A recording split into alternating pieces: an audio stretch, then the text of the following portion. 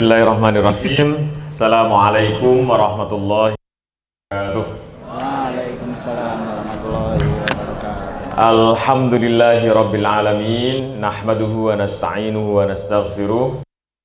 A'udzu billahi min syururi anfusina wa may yahdihillahu fala mudilla lahu wa may yudlil fala hadiyalah. Asyhadu an la ilaha illallah wahdahu la syarika lahu wa asyhadu anna Muhammadan abduhu wa rasuluh.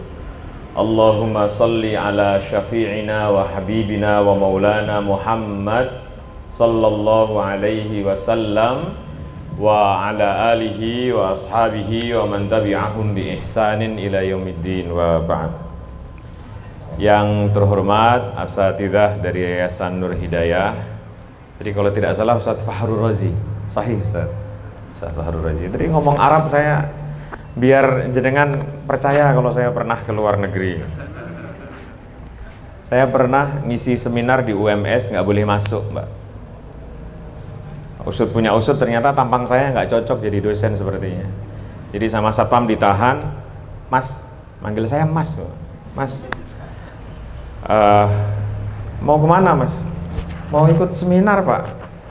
Terus bayar dulu. Saya narasumbernya ditanya ini sudah bayar apa belum. Apa yang salah ya? Namanya manusia muslim harus introspeksi dong. Berarti ada yang salah dari diri saya nih, jangan-jangan. Ternyata kesalahan saya satu, di samping tampang bukan tampang dosen. Yang kedua, saya pakai Supra X 98. Banyak dari kita yang salah dalam mengukur sesuatu.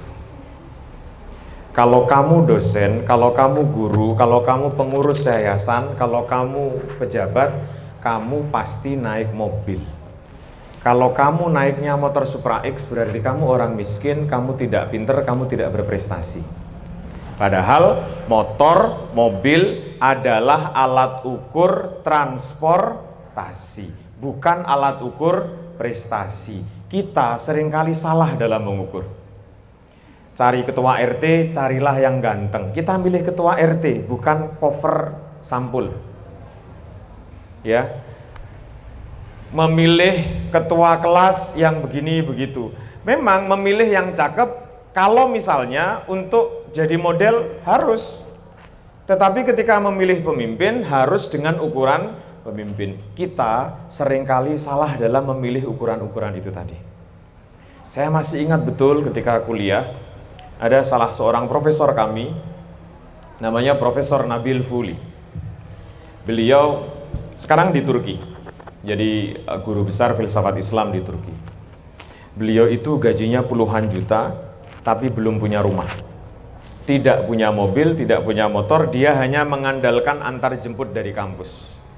Meskipun tidak harus se ekstrim itu ya, tetapi yang perlu kita tiru adalah filosofinya.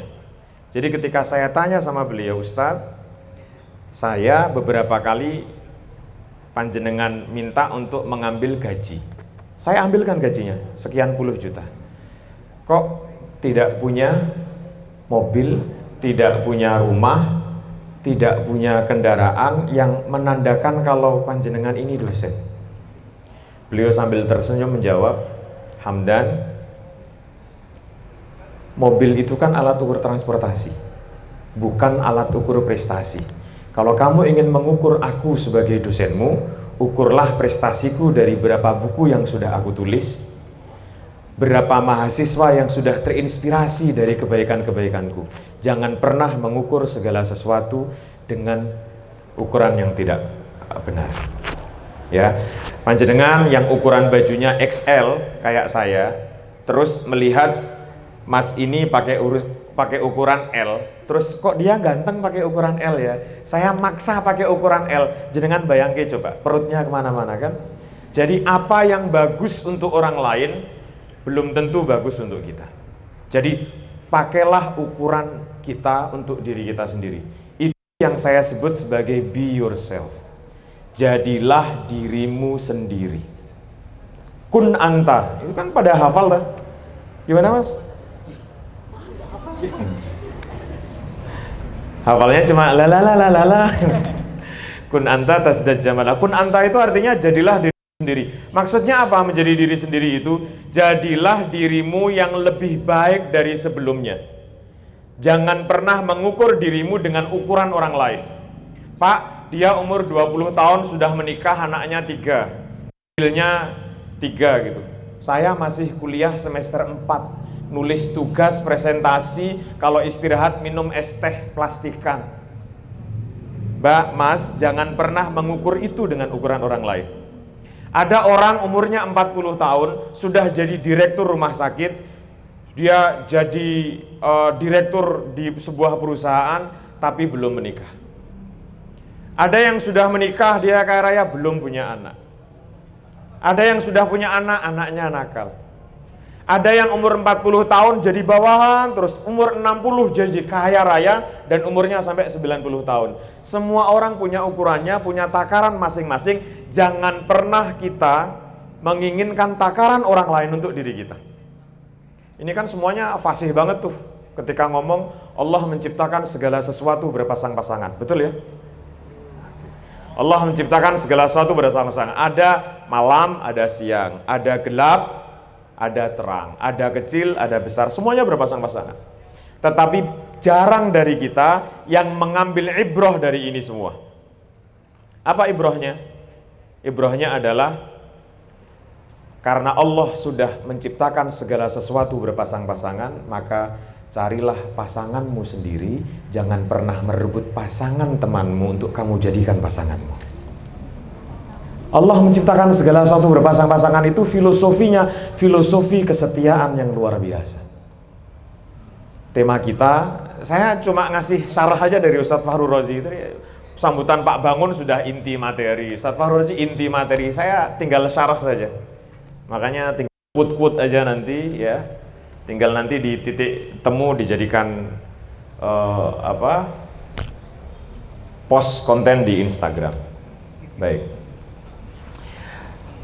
Muda, cinta, cita-cita. Apa Mas? Jahe?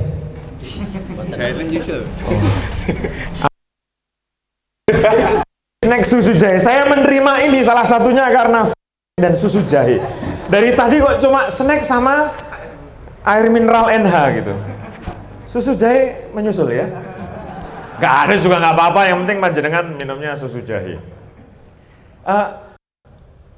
Slide-nya jangan yang ini bisa nggak? Saya ngirim 2, nanti bisa di-share ke teman-teman. Slide yang ini coba ditampilkan dulu. Muda, cinta, dan cita-cita. Begini, saya ingin kita mulai dari sekarang, sebelum mengucapkan sesuatu, sebelum menyampaikan, apalagi sebelum menjelaskan sesuatu, kita harus paham tentang apa yang kita ucapkan. Banyak dari kita itu mengucapkan sesuatu tapi tidak paham. Akhirnya apa? Yang cowok bilang, "Dek, I love you very very much. I cannot live without you. Demi cintaku padamu, lautan api aku seberangi, gunung aku daki." Lautan api mbak diseberangi, masuk akal nggak sih? Nggak, jenengan loh, sebagai perempuan yang Allah juga beri sama kepada laki-laki punya kekuatan akal, ya coba deh, ada nggak sih cowok sehebat apapun dia menyeberangi lautan api? Nanti kalau misalnya ada jahe dikirimkan, itu jahenya panas, disebul mbak. Kalau kopi panas aja ditiup, ngapain dia nyeberangi lautan api? Terus jenengan meleleh dengan kata-kata yang seperti itu. Hati-hati ya, cowok keren itu bukan yang menyeberangi lautan, bukan yang mendaki gunung. Cowok keren itu adalah yang mendaki tangga masjid untuk sholat jamaah di dalamnya. Saya pernah Nggak ada ceritanya orang baik ngaku.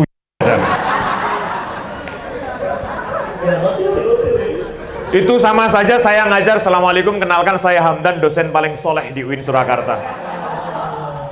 Yang ada harus tawadhu. Harusnya ngomong, "Ya Allah Ustadz, saya gitu." Ini dengan tawadhu nyombong maksudnya. Lagian pakai kaos nggak bagi-bagi? Kalau saya pakai kaos kan lebih.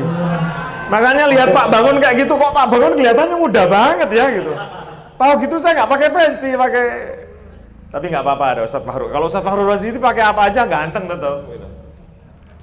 Sampai mana? Mas? Jadi harus memahami ya. Jadi jangan sampai kita ini mengucapkan sesuatu dan sesuatu itu kita tidak paham. Seringkali kita begitu, Mbak. Coba deh. Saya hakul yakin kalau yang di sini tidak begitu.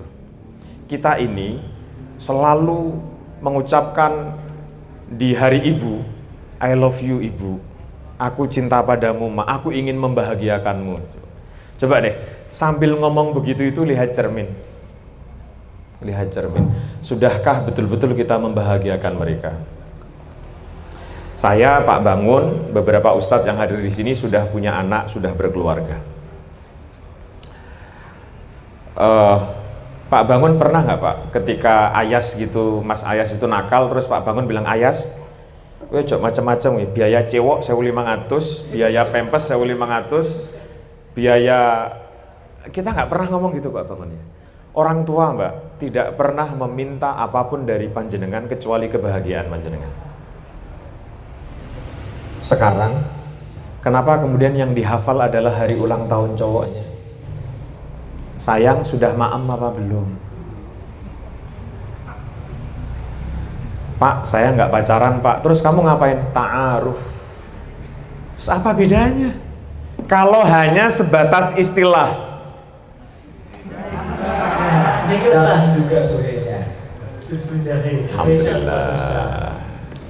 Moga Ustaz dapat juga. Masya Allah. Terbaik panitia. Ini lagi muji. Moga Ustaz.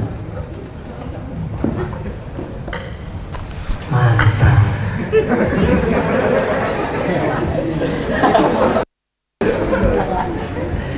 Teman-teman sekalian, kita haus, terus kita minum.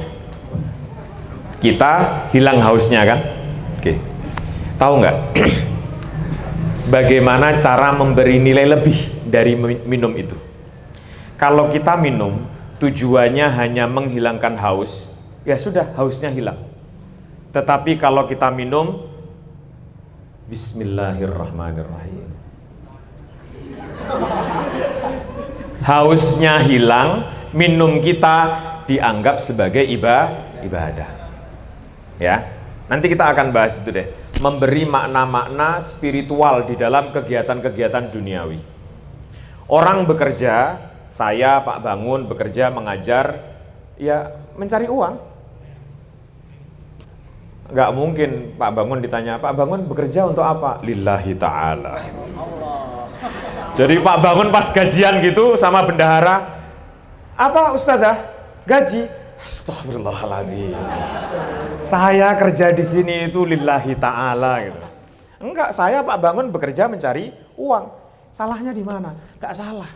Nah ini loh, seringkali kita itu dimanipulasi dengan kata-kata yang seolah-olah indah, tapi sebenarnya mengelabui. Kamu kuliah untuk apa? Untuk apa? Menuntut ilmu. Untuk dapat sarjana. Untuk dapat sarjana. Ini sudah saya ajar berarti. Coba Mas, kalau kuliah untuk menuntut ilmu, jenengan bagus, ilmunya banyak, ijazahnya dibakar. Syukur. Mau nggak Mas? Nggak mau kan? Iya. Ya, berarti untuk ijazah nggak? Betul sekali. Nah, Ya. sekarang kalau ada orang, coba bayangin, kita di posisi ngomong sama temen, Mas kuliah di UIN, kuliah di UMS untuk apa? Untuk cari ijazah. Langsung di pikirannya, hina sekali kamu kuliah untuk mendapatkan ijazah. Loh, memang siapa yang kuliah tidak untuk mendapatkan ijazah? Salahnya di mana? Kita kuliah itu untuk mendapatkan ijazah. Yang salah adalah kuliah mendapatkan ijazah, tugasnya kopas. Absennya nitip temennya, tugas kelompoknya hanya nitip satu orang yang dianiaya. Hanya nebeng nama, itu yang tidak boleh. Bekerja untuk apa? Untuk mencari uang. Ya kan memang untuk mencari uang. Yang salah adalah ketika ketika mencari uang, memanipulasi data, kemudian korupsi. Itu yang tidak boleh. Apalagi korupsi pakai nama-nama keluarga dan nama cinta. Ya, ada artis ketangkap korupsi 271 triliun. Wah, istrinya nangis-nangis. Kenapa korupsi? Ya karena dia sayang keluarga. Ini gombal banget tuh. Mengatasnamakan cinta untuk perbuatan yang aniaya. Ya, oke. Kita kembali ke yang tadi di awal. Nanti akan sampai ke situ juga. Jadi, mulai dari sekarang mari kita benahi dulu. Sebelum menilai sesuatu, mari kita pahami dulu sesuatu itu. Jangan mudah-mudah untuk menilai sebelum memahami dengan pasti. Pak, tapi dia sayang banget ya Pak sama saya. Tandanya apa? Dia rela meninggalkan ceweknya Pak demi saya. Loh Mbak, emang dia tidak ngomong yang sama ceweknya dahulu? Kalau ceweknya, kalau istrinya, kalau pasangannya dinikahi atas nama Allah, dinikahi dengan Al-Quran, dikhianati, apa jaminannya jenengan juga akan tidak dikhianati? Ya, nah, jadi itu yang harus kita pahami. Nggak apa-apa Pak, nanti kita menikah, insya Allah bekerja bersama-sama gini gitu. Sekarang jenengan pikirannya begitu Mbak. Pak Bangun sudah beda lagi gitu. Ya, saya sudah. Karena anak saya, anak Pak Bangun ketika lapar kami suapin dengan cinta, nggak kenyang Mbak. Anak saya lapar, ayah lapar, sini sayang. Bismillahirrahmanirrahim, cinta gitu. Anak saya sekolah di MIMPK Kartasura di sini, SD-nya. Itu bayar SPP. Bener, saya pernah mempraktekkan itu. Pak mau apa Pak? Saya mau bayar SPP. Bismillahirrahmanirrahim. Ustazah, ini cinta saya luar biasa dengan anak saya. Izinkan saya membayar dengan cinta. Bismillah, cinta gitu. Nggih Pak, uangnya mana? Jadi cinta itu nggak akan pernah cukup Mbak. Cinta tidak akan pernah cukup. Apalagi kalau hanya cinta-cinta yang kita salah pahami. Cinta itu tidak akan pernah cukup. Dia baru cukup kalau dia bersanding dengan setia di sampingnya. Jatuh cinta itu mudah. Yang sulit adalah mempertahankan cinta dalam kesetiaan. Coba deh, Mas, jenengan ketemu sama akhwat, sama mahasiswi cantik. Gampang banget Mas jatuh cinta sama cewek cakep itu, gampang. Tetapi apakah cinta kita itu tidak punya kadaluarsa?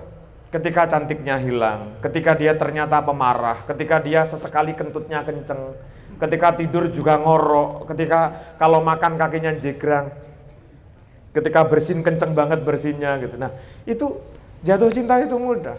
Yang sulit adalah menjaga cinta dalam setia. Ya. Oke. Kita ke judul. Saya ngasih penjelasan dari Ustadz Fahrul Razi aja. Muda, cinta, dan cita-cita. Mas. Mikrofonnya ya. Sudah pernah jatuh cinta? Sudah. Kapan?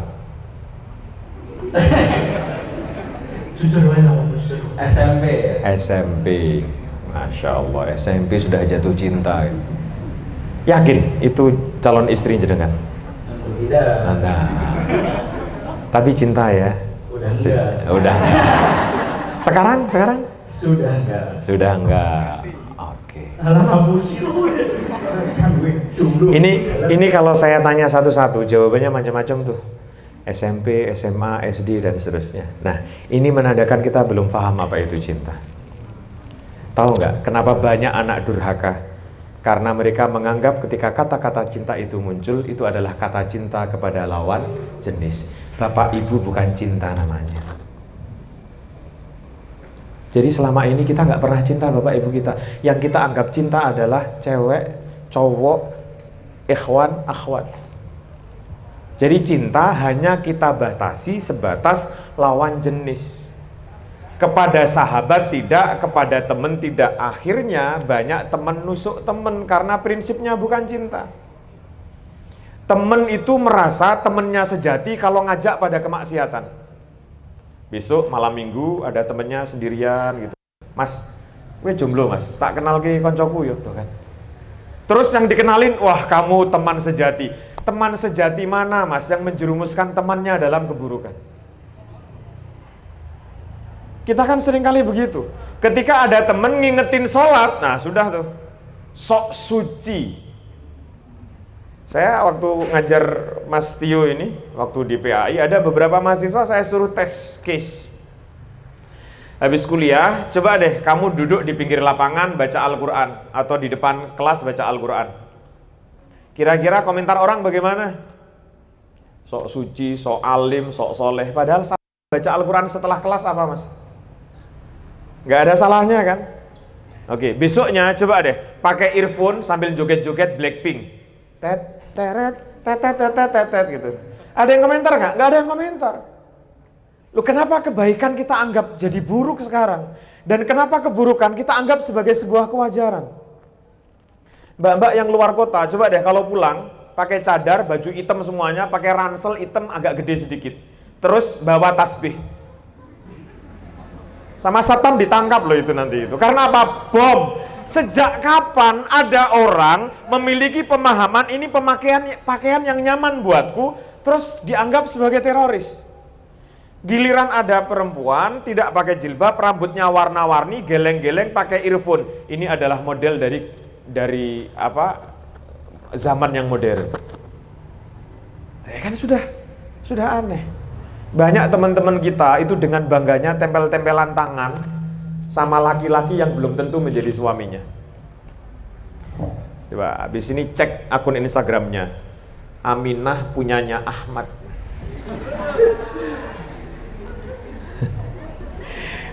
Bapak ibumu kamu anggap apa, Pak? Jenengan tidak nge-add Instagram bapak ibu, tetapi di belakang mereka kita nge-add cowok yang belum tentu menjadi suami kita. Belum tentu menjadi suami, panggilannya sudah abi, umi. Kenapa abi, umi? Ya biar islami, Pak. Terus kalau islami masuk surga siapa? Sejak kapan merubah bahasa Jawa ke bahasa Arab jaminannya surga? Kalau berbicara bahasa Arab otomatis masuk surga. Abu Lahab baris paling pertama di surga nantinya. Abu Lahab ngomongnya pakai bahasa apa? Bahasa Arab. Jadi nggak usah namanya Priyatno terus diganti Abu Ubaid atau apa gitu. Meskipun boleh, tidak salah.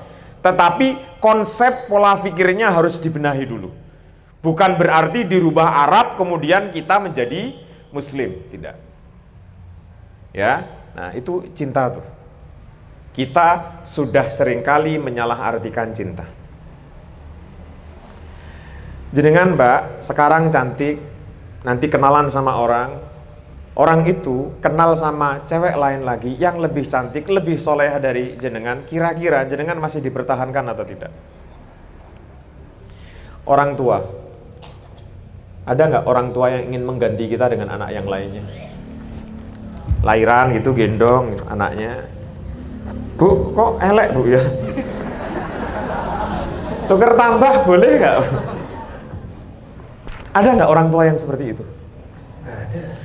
Oke, kita ini nggak cerdas-cerdas amat kok, tetapi bapak ibu kita tidak pernah menginginkan menukar kita dengan anak yang ranking 1 di sekolah. Itu adalah cinta. Itu adalah cinta. Ketika anaknya tidak pinter, anaknya belum soleh, anaknya tidak ganteng, dia tetap mengatakan dia adalah anakku. Cinta adalah seperti itu. Nah sekarang cinta yang seringkali kita obrolkan, cinta yang seringkali kita jadikan status WA, itu cinta yang seperti ini atau bukan? Ya, dan cinta itu bukan hanya laki-laki dan perempuan, enggak. Boleh Mbak, Mas, laki-laki mencintai perempuan. Bukan cuma boleh tapi wajib. Yang tidak boleh kan laki-laki mencintai laki-laki. Apa yang dilarang? Yang dilarang melewati batas. Melewati batas. Bahkan kebaikan kalau tidak sesuai ilmu, kalau melewati batas tidak sah. Salat Isya berapa rakaat, Mas? 4 tuh. Oke. Jadi kan namanya siapa tuh? Hafid. Hafid. Mas Hafid paham sholat Isya 4 rakaat. Sekarang saking beliau ini kangennya sama Allah, dia tidak mau hanya 4 rakaat, tapi khusyuk. Dia sholat Isya 8 rakaat khusyuk sekali, tidak memikirkan apapun tapi hanya memikirkan Allah Subhanahu wa taala. Sholatnya sah apa tidak? bahkan kebaikan pun, bahkan wujud cinta kita kepada Allah pun pakai ilmu, ada batasan-batasan. Kita boleh nggak sih takut sama makhluk Allah? To some extent, pada batasannya boleh mas, mbak. Masuk saya sama Hafid jalan ke sawah, ada ular kobra besar begitu. Kalau saya lari, kalau Hafid kak, Ustaz kok takut sama ular ini? Ana la akhaf illallah. Apa sih kobra itu? Cacing ini gitu kan. Tinggal nama kan. Nah, boleh nggak kita takut sama makhluk ciptaan Allah? Boleh. Yang tidak boleh itu melebihi ukurannya. Karena kita takut dengan ular kobra, kita bikin patung ular kobra, kita tempel di pintu kamar kita, sebelum masuk kamar, Assalamualaikum. Seketika keluar, Assalamualaikum, meminta berkah dari ular itu. Ini yang musyrik. Jadi cinta itu perlu ilmu. Memahaminya juga butuh ilmu. Mohon maaf ya, mohon maaf. Ada laki-laki perempuan dimabuk cinta, kemudian nginep di Hotel Oyo, Mbak. Berzina. Orang yang berzina itu saling mencintai atau saling membenci? Mas, membenci apa mencintai, Mas? Mencintai dan membenci. Ini malam-malam berfilsafat orang ini. Saya nggak kebayang gitu misalnya, Dek, aku benci kamu, Dek. Iya mas, aku juga benci kamu. Ayo nginep. Gak ada. Yang ada mereka saling mencintai. Dan pertanyaannya adalah, kenapa cinta ini kemudian mengarahkan mereka kepada zina?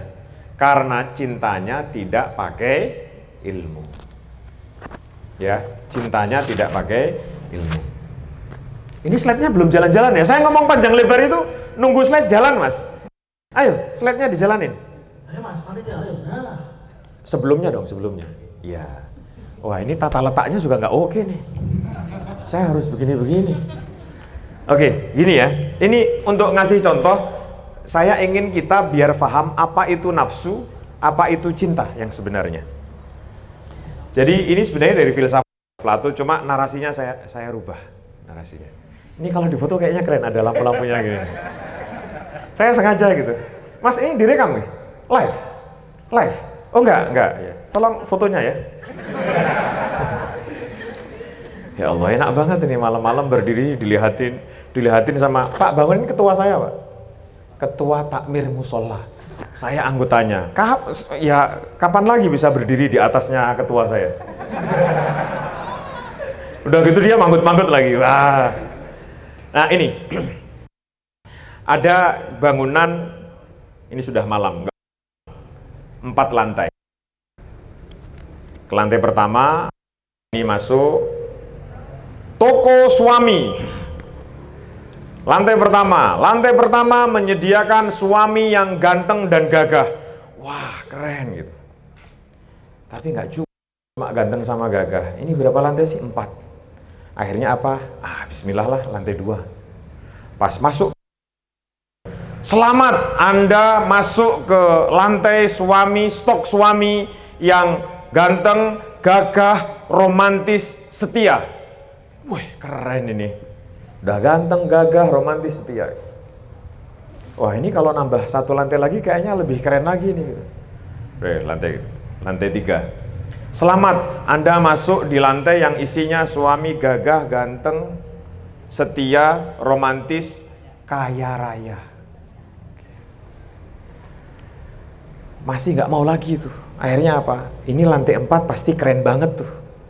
Pas masuk lantai 4, selamat, Anda adalah pelanggan ke 725.000 yang tidak mendapatkan apa-apa. Karena apa? Karena kita selalu ingin lebih. Cerita ini diadopsi dari seorang filsuf yang mengatakan, coba kamu masuk ke kebun bunga, ambil bunga yang paling bagus. Dia keluar dari kebun itu tidak mengambil bunga apapun.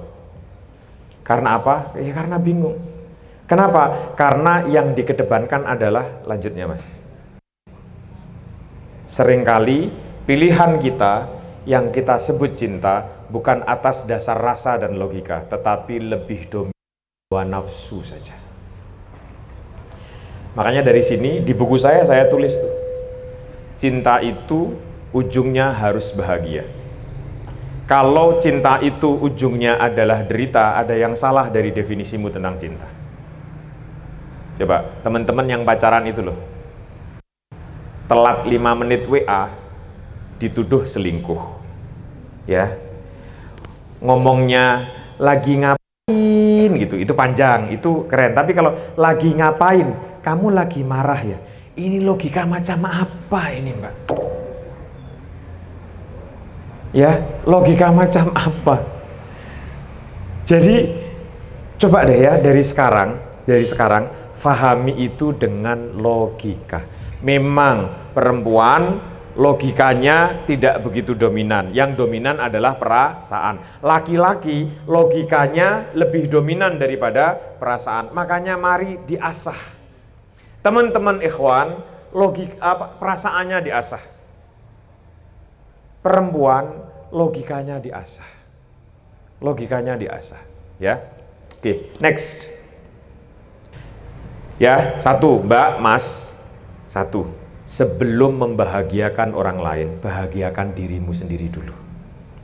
Mas-mas ini belum kerja, yang masih mahasiswa kan, belum punya pekerjaan tetap, kuliah belum selesai, kok bisa-bisanya gombali anak orang dan mengatakan, aku siap membahagiakanmu dunia dan akhirat. Ini nekat, Mas. Mbak, coba deh. Kalau dia saja WA jenengan masih pakai pulsa kiriman orang tua, dia nraktir jenengan mie ayam saja, itu pakai duit pinjem temennya, terus kenapa jenengan harus meleleh dengan tipe laki-laki yang seperti ini? Hanya dengan mie ayam meleleh, enggak. Hanya dengan istilah-istilah berbau bahasa Arab terus meleleh. Ukhti, izinkan aku mencintaimu dengan basmalah. Izinkan aku menikahimu dengan basmalah. Mbak, coba sekarang pakai logika. Jenengan dinikahi dengan basmalah. Itu kalau jenengan tanya ke bapak itu bisa ditampar itu cowoknya itu. Ya, sekarang terus Pak nggak boleh pakai basmalah, boleh. Tapi kasih koma.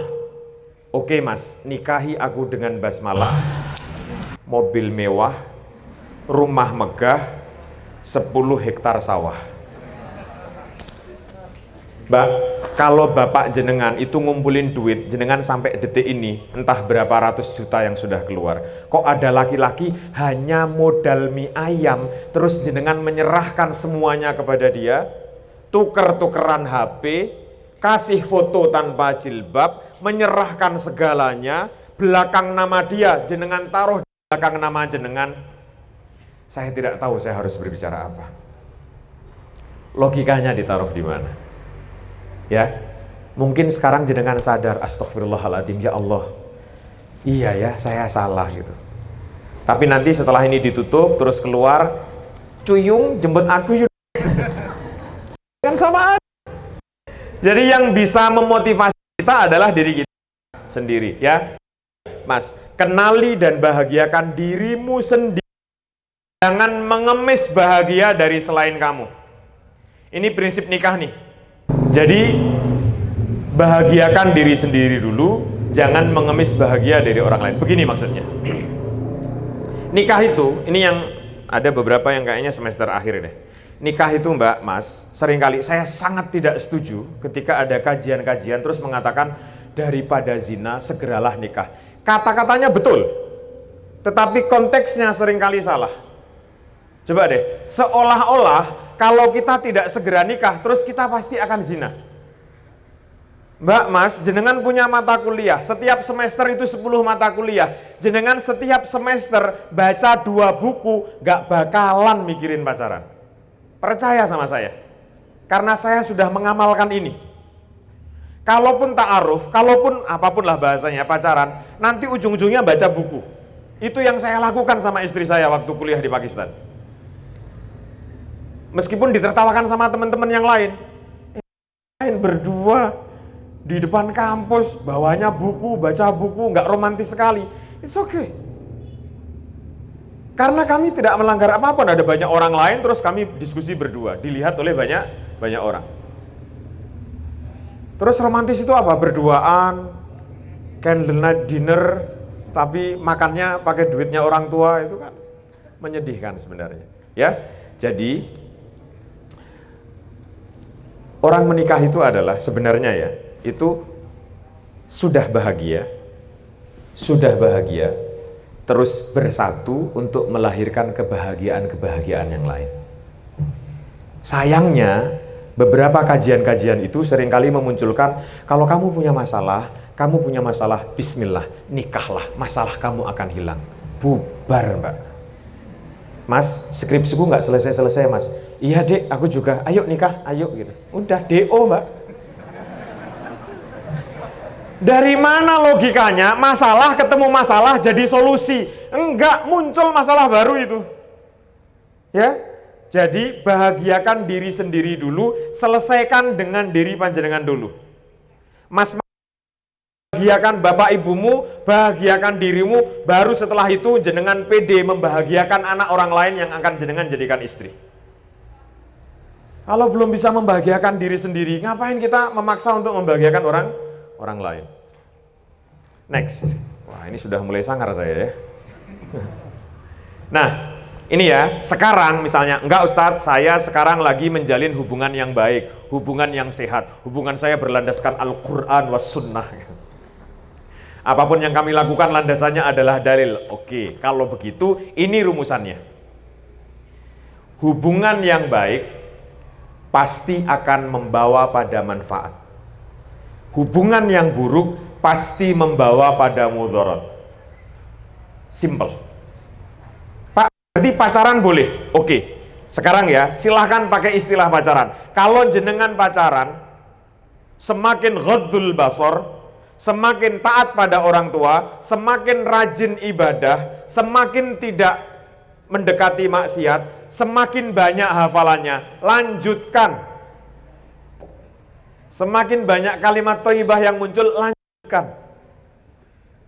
Tetapi coba, ada nggak orang yang mengatakan pacaran terus melahirkan halal baik seperti itu? Bisa dipahami nggak maksud saya ini ya? Jadi, misalnya jenengan, you are in relationship now, it's okay, fine. Go on that. Tetapi ingat, hubungan itu harus kalau tidak ada manfaat, tinggalkan.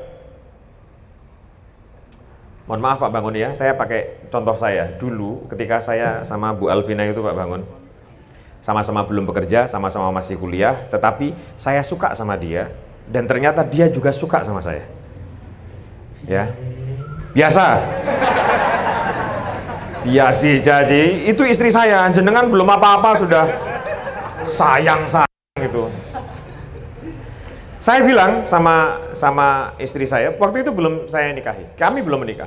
Tetapi kami punya komitmen, 1 bulan kenalan, saya telepon bapak ibunya, saya di Pakistan. Assalamualaikum Pak, saya Hamdan, saya nganggur, saya kuliah S2, tapi bismillah, saya niat ingin membahagiakan anak bapak. Loh, ini anak sampai sebesar itu dibiayai orang tuanya, kenapa harus saya sembunyi-sembunyi mencintai dia? Saya harus bertanggung jawab kepada bapaknya. Terus kami bikin kamu suka saya. Kalau cinta kita itu baik, IPK kamu bagus, IPK saya bagus. Kamu dapat ranking, saya dapat ranking. Kamu cepat lulus, saya cepat lulus. Kalau itu semuanya tidak terjadi, mari kita putus baik-baik. Berarti hubungan kita tidak diridhoi oleh Allah. Karena hubungan yang baik pasti melahirkan kebaikan-kebaikan. Kalau yang jenengan bilang itu ta'aruf, tetapi isinya adalah, sayang sudah tahajud apa belum? Gitu. Sayang by the way kamu punya lalat nggak? Ah udah gombal itu sudah itu. Ngapain ngomongin tai lalat belum nikah sudah ngomongin tai lalat? Gitu, ya. Next. Nah, ngomong-ngomong masalah manfaat, manfaat itu apa? Manfaat itu adalah ketika kita memberikan hal yang baik pada orang lain dan orang lain juga memberikan hal baik pada kita, saling. Saya seringkali di tiap kajian mengatakan cinta itu adalah tentang saling, bukan siapa yang paling. Hubungan itu adalah hubungan ketersalingan. Jadi mas, jenengan mencintai mati-matian seorang akhwat, dia tidak suka sama jenengan, jangan habiskan hidupmu untuk sesuatu yang tidak ada harga artinya. Karena cinta itu tentang saling, bukan siapa yang paling. Pasti akan sakit sekali, salah satu mencintai mati-matian ini tidak menghargai yang lainnya.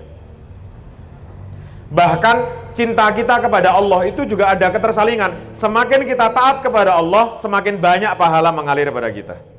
Semakin kita meneladani Rasulullah, semakin kita bersolawat kepada Rasulullah, semakin besar kemungkinan kita mendapatkan syafaatnya. Itu kan tentang saling. Bahkan hubungan kita dengan Allah, hubungan kita dengan Rasulullah itu adalah hubungan ketersalingan. Terus kenapa jenengan mengorbankan perasaan, waktu, tenaga untuk laki-laki yang belum tentu menjadi suami jenengan? Ya, menyedihkan hidup yang seperti itu. Apalagi ketika ditanya, Mbak, kamu itu sudah disakiti, tidak pernah dikasih apa-apa, masih bertahan dengan dia. Kenapa sih Mbak? Habis aku sudah terlanjur cinta. Cinta tidak mengenal kata terlanjur. Jangan pernah membangun cinta dari terlanjur, jangan pernah membangun cinta dari kasihan. Enggak. Ya, bermanfaatlah, jangan hanya dimanfaatkan, jangan pula hanya memanfaatkan. Karena cinta itu tentang saling, bukan siapa yang paling. Ya, jadi harus paham itu. Jenengan menjalin hubungan, apa manfaat yang jenengan dapatkan? Apakah semakin dekat sama Allah atau malah semakin masuk dalam jurang kemaksiatan? Lanjut mas. Nah ini saya pengen tanya, ada nggak yang sebelum jatuh cinta belajar dulu gitu? Belajar jatuh cinta nggak? Ini ya, tolong difahami betul-betul. Jatuh cinta tidak perlu belajar, betul. Tetapi kita harus belajar bagaimana mencintai dengan benar. Masalah di rumah tangga itu bukan karena kurang cinta, tetapi kurang ilmu tentang mencintai. Ada orang tua, anaknya sekolah di SMP Nur Hidayat, terus apa? Gurunya nyubit. Orang tuanya laporin gurunya ke polisi. Kenapa orang tuanya lapor ke polisi? Karena orang tuanya cinta kepada. Tapi kenapa cintanya membawa pada pelaporan kepada polisi? Karena cintanya tidak pakai ilmu. Ya. Mencintai tetangga boleh, Mbak, harus. Ada dalilnya, man kana yu'minu billahi wal yaumil akhir fala yu'dhi jarahu. Tetapi sebelum berangkat kerja mengecup kening istri tetangga, nah itu bahaya. Karena tidak ada batasan. Jangan bayangin, Mas ya. Nikah aja belum jenengan. Lanjut. Mas, jenengan punya akal nggak, Mas? Punya? Oke. Mbak, punya hati nggak? Punya. Semua punya akal, semua punya hati. Masalahnya, dipakai nggak? Kita ini bilang, saya punya akal. Iya. Saya punya hati. Saya punya perasaan. Pertanyaannya adalah, dipakai nggak itu? Berikutnya, pernah nggak bertanya, kenapa kita dititipi Allah semuanya itu? Manusia itu satu-satunya makhluk di bumi ini yang mampu mencerap ilmu. Jadi, satu-satunya makhluk yang bisa menerima ilmu hanya manusia. Wa 'allama Adamal asma. Cek Al-Baqarah 30-39. Monyet bisa, Mas, diajari, tapi itu karena pembiasaan, bukan karena kecerdasan. Gajah bisa diajari, tapi karena pembiasaan, bukan karena kecerdasan. Jadi kalau kita menjadi manusia, tidak menggunakan logika kita, tidak menggunakan akal kita, sama saja kita sedang menghina ciptaan Allah yang luar biasa ini. Ya, jadi tolong itu betul-betul ditanamkan. Sebenarnya apa yang kita bahas, muda, cinta, cita-cita, itu penekanannya hanya di situ. Kita itu boleh jatuh cinta asalkan logika kita ikutkan. Kita mengejar cita-cita juga harus pakai logika. Pakai ilmu. Pakai cara yang benar. Ini ada kan yang kuliah di sastra Inggris, sastra Arab, pendidikan bahasa Inggris, iya kan? Oke. Ditarget Mas, Mbak. Yang kuliah di pendidikan bahasa Inggris targetnya setelah semester 3 nonton film bahasa Inggris gak perlu subtitle.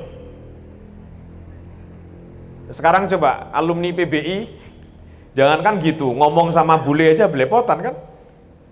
Kita kuliah 4 tahun loh, terus dapat apa? Berarti kita belum memanfaatkan akal kita. Saya di kelas-kelas pernah membandingkan, ada kisah Mas. Ada dua sahabat. Dua-duanya gila kor. Yang satu hanya pakai perasaan sama emosinya, yang satu melibatkan pakai emosinya, dia jadi fanatik drakor banget. Handphonenya, nama Instagramnya pakai huruf Korea, makanannya apa yang sawi dikasih merah-merah itu, kimchi, ya, nontonnya drakor, makannya kimchi, besoknya mencret. Dia berhenti di situ aja, fanatik saja. Dia jadi fans tapi pakai akal. Dia beli kamus Korea, dia nonton film Korea pakai subtitle sambil ngafalin kata-katanya, ya. Setelah 3 tahun, Korea ini tetap makan kimchi, sesekali mencret, dan yang itu di Korea. Bisa bedakan nggak maksud saya? Kenapa? Jenengan cinta itu boleh, tetapi cintanya harus ilmu, cintanya harus pakai akal. Kalau itu jenengan gunakan, masa muda, cita-cita, dan cinta itu akan mengarah pada kebahagiaan. Kuncinya adalah ilmu. Fahami dulu kata-kata itu semuanya. Sekarang saya pengen tahu nih, Mas, kemarin Superman. Ya, sudah nonton? Ya belum. Hafiz sudah nonton film Superman? Tapi tahu Superman ya? Oke, coba Mas. Ada cowok, mohon maaf nih, celana dalamnya di luar. Terus pakai serbet di belakang. Mabur, percaya? Percaya nggak? Saya. Percaya? Itu Superman ada. Nah, berarti bener asli. Ada manusia yang bisa terbang itu ada? Wah, nggak ada. Berarti kita dibohongi ya? Oke. Itu acting kan? Oke. Tapi kebohongan, acting, kita beli tiketnya, kita tonton sampai senang sekali. Nonton drakor Mbak ya? Oke. Ada cewek di drakor itu dikhianati, diselingkuhi. Diselingkuhi beneran nggak Mbak? Tadi dengan nangis kalau nonton. Nggak, saya tanya, drakor itu acting atau betul-betul terjadi? Acting. Memang ada based on true story. Oke. Tetapi drakornya itu kan acting. Ada orang ditembak gitu, terus mati. Itu mati beneran atau acting? Tapi kita nangis ya. Oke. Drakor 1 jam, 2 jam, 3 jam, 4 jam streaming dari Isya sampai subuh. Kuat kan? Kuat. Ngabisin banyak tisu. Oke? Menghayati. Tidak kepikiran apa-apa. Nonton final Liga Champion juga begitu. Setelah final Liga Champion, klub jenengan menang. Besok tetap makan muluk dewe toh. Pertanyaannya sederhana, Mas Mbak sekalian. Ini sebagai penutup. Sholat subuh berapa rakaat? Berapa menit? Drakor yang sekian jam. Kita bisa fokus, bisa konsentrasi, padahal kita yakin itu semuanya bercanda. Kita yakin itu semuanya acting. Tetapi sholat subuh 2 rakaat 5 menit baru rukuk rakaat wis kelingan mantan. Kenapa untuk dunia yang sementara kita serius menjalaninya, tetapi untuk akhirat yang selama-lamanya kita bercanda menjalaninya. Assalamualaikum warahmatullahi wabarakatuh.